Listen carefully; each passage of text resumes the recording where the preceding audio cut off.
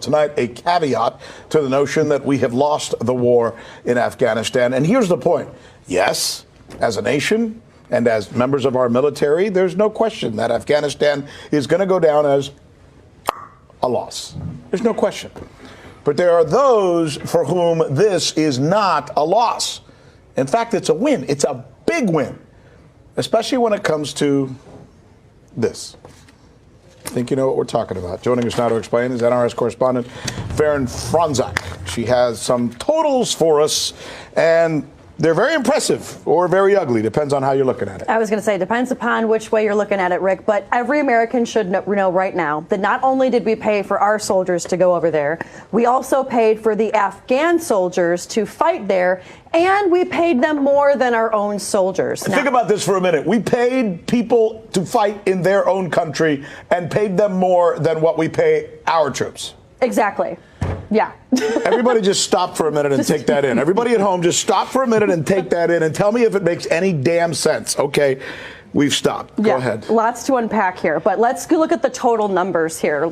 Director Kevin, let's throw it up there. So as far as the total cost of the war, you have $2.26 trillion. That would equal $300 million per day that we spent on this war for 20 years. Wow. Every day, $300 million. Or we could give $50,000 to each of Afghanistan's 40 million people.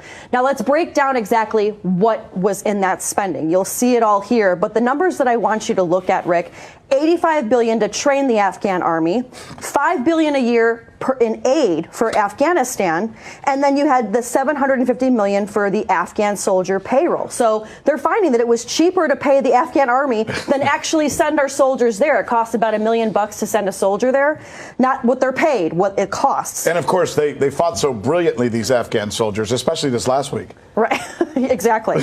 And so we look at now who got the most bang for their buck. Again, the defense contractors. So let's take a look here.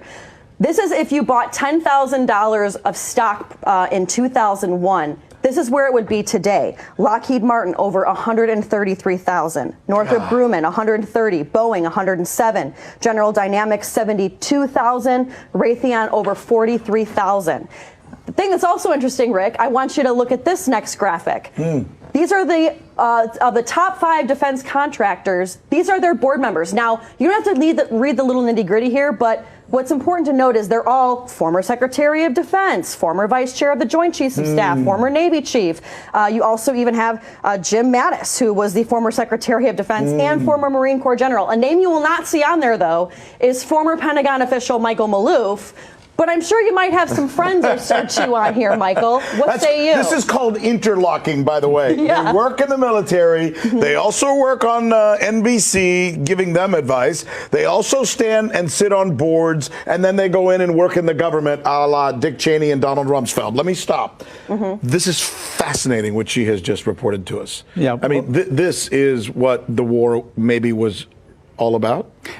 To a large degree, it is. Yeah, that's sad. Well, and that's why you're going to continue to have crisis after crisis, because we have to continue feeding that insufferable giant that will continue to need to be fed, because the defense contractors are very clever.